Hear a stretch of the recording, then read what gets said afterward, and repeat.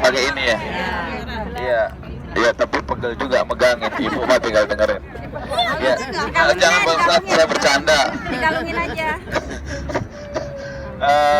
Ibu bapak mudah-mudahan sehat. Insya Allah perjalanan umroh kita sesuai rencana, dalam keadaan sehat semua, mabrur semua, dan ibadahnya diterima oleh Allah Subhanahu wa taala, doa-doanya dikabulkan oleh Allah Subhanahu wa taala, dan kalau kita meninggal dunia dipanggil Allah, kita dalam keadaan husnul khatimah. Amin. Kalimat terakhir nanti ketika ruh lepas dari raga kita, la ilaha illallah Muhammadun Rasulullah.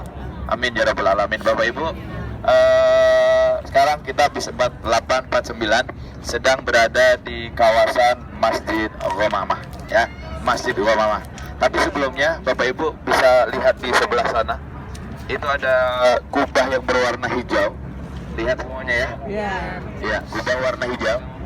Ya, disitulah rumahnya baginda Nabi Muhammad Sallallahu Alaihi Wasallam. Rumah beliau sekaligus menjadi tempat peristirahatan beliau yang terakhir kali. Di situ di bawah kubah hijau itu manusia yang agung itu, Nabi yang mencintai itu beristirahat untuk selama-lamanya, ditemanin oleh dua orang sahabatnya, Sayyidina Abu Bakar dan Sayyidina Umar bin Khattab. Gitu ya. Bapak Ibu, di belakang kita nih yang banyak burung-burungnya, ini namanya Masjid Ghamamah. Apa? Ghamamah, goin, bukan Ghamamah. Ghamamah. Ghamamah. Ghamamah itu artinya awan. Awan berarak, awan hitam. Kenapa dinamakan Ghamamah? Karena disinilah tempat Nabi Muhammad SAW melaksanakan sholat istisqa pertama kali. Sholat istisqa itu sholat minta hujan. Ketika itu Madinah dalam keadaan yang sangat panas, air semuanya habis. Akhirnya Nabi mengadakan sholat istisqa. Tapi masjid ini dulu belum ada Bapak dan Ibu. Ini semua dulu tanah lapang.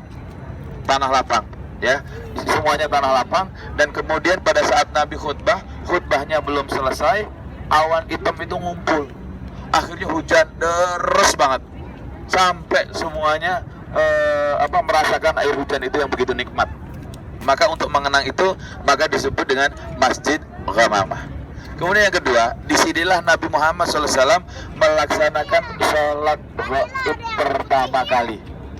Ya, sholat gaib pertama kali. Pak Ustadz, siapa yang disolatkan oleh Nabi sholat gaib itu? Yang disolatkan namanya Raja Najasyi, salah satu pemimpin Habasyah. Habasyah itu adalah sebuah tempat di mana kaum muslimin hijrah sebelum ke Madinah. Jadi hijrah yang selama ini kita tahu kan adanya cuma satu, hijrah ke Madinah. Padahal hijrah itu dua kali. Yang pertama ke Habasyah. Nah, Habasyah itu rajanya namanya Raja Najasyi, yang kemudian akhirnya masuk Islam, kemudian wafat, disolatkan Nabi beserta kaum muslimin di tempat ini. Dan di tempat ini juga Nabi melaksanakan sholat Idul Fitri. Jadi ini semuanya dulu tanah lapang. Nah, masjid ini apakah masih dipakai? Enggak, sudah enggak dipakai. Karena kaum muslimin tergiur dengan pahala 1000 kali lipat sholat di Masjid Nabawi. Apa nama masjidnya tadi? Nabawi. Nabawi itu tuh. Oh, mama. Nah, sekarang lihat yang sebelah sana, yang pojok, yang ada kuncungnya. Kuncungnya warna coklat. Kuncungnya warna coklat. Lihat Bapak Ibu? Ya. Itu namanya baterainya habis. Karena suara saya nyedot baterai. Kasihan ya. Ya, nggak usah pakai ya. Jadi itu namanya Masjid Abu Bakar. Ya. Sahabat Nabi kan, Sayyidina Abu Bakar. Ada riwayat yang menjelaskan bahwa di situ dulu tempat tinggalnya Sayyidina Abu Bakar. Nanti di Mekah akan saya tunjukkan di mana rumahnya Sayyidina Abu Bakar waktu di Mekah. Nah, sekarang di situ Sayyidina Abu Bakar. Kalau yang di sana putih, ada kuncupnya warna apa itu? Agak coklat ya. Nah, abu-abu ya. Abu biru apa itu ya? Oh, abu-abu. Oh iya itu namanya Masjid Ali. Nah, karena sejarah menjelaskan di situ tempatnya rumahnya Sayyidina Ali. Sebetulnya di belakang gedung ini, di belakang gedung Millennium Taiba ini ada masjid namanya Masjid Umar. Tapi pandangan kita terhalang oleh gedung ini. Jadi yang ingin saya sampaikan kepada Bapak Ibu, Nabi bersama para sahabatnya ini dulu satu RT, satu kawasan. Jadi deket-deketan. Nabi rumahnya di sana, di situ rumahnya siapa tadi? Abu Bakar. Sana? Ali. Umar. Ini masjid apa namanya? Umar. Umamah. Tempat sholat Usman belum ya, Usman. belum. Tempat sholat goib, sholat Idul Fitri dan sholat istisqa. Umamah artinya awan, mendung. Kemudian turun hujan, namanya Masjid Umamah, gitu ya. Jadi nanti cerita sampai rumah, waktu tamu-tamu datang sambil makan kurma, minum Hajar Aswad, minum apa namanya? Minum Zam-Zam, ibu-ibu cerita. Jadi ini ada sejarahnya seperti itu. Saya yakin kalau baca buku ibu-ibu malas, ya kan? Gitu, makanya diceritain. Masjid Umamah, Sayyidina Abu Bakar, Sayyidina Ali. Abu Bakar di situ rumahnya baginda Nabi Muhammad SAW. Itu Bapak Ibu ya. Nah, Ibu Bapak yang rahmati Allah, saya menginjak pada pengumuman selanjutnya. Itu jamaah kita bukan ya? Bukan. Jadi Bapak Ibu, untuk agenda nanti sore mumpung ngumpul saya informasikan nanti ibu-ibu, bapak-bapak setelah selesai sholat maghrib makan malam. Ya, jadi jangan bertahan di Masjid Nabawi dulu. Karena Bapak Ibu habis maghrib makan, kemudian nanti kumpul di lobi, kemudian kita melaksanakan sholat isya. Jadi setelah selesai sholat isya, kita tidak ada makan malam, kita akan bersama-sama menuju Raudhah. Ini tempat miliaran orang pengen ke situ. Ibu bapak doa apa aja di situ, semuanya kabul. Amin. Semuanya kabul. Dan doa di situ kabulnya disegerakan. Maksudnya disegerakan ini dalam artian disegerakan dalam kosakata Allah ya, bukan dalam kosakata kita. Itu disegerakan. Saya kalau di Raudhah doa, Bapak Ibu doanya sambil sujud. Karena kalau Bapak Ibu doa begini, nanti kelamaan dikit akan diusir oleh askar.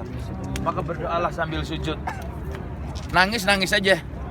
Kalau mau takbir aja. Gak usah diirokan, gak usah ada malu. Pokoknya curhat aja sama Allah di situ. Qabul. Yang orang tuanya belum diajak, yang anaknya belum diajak, doa minta di situ.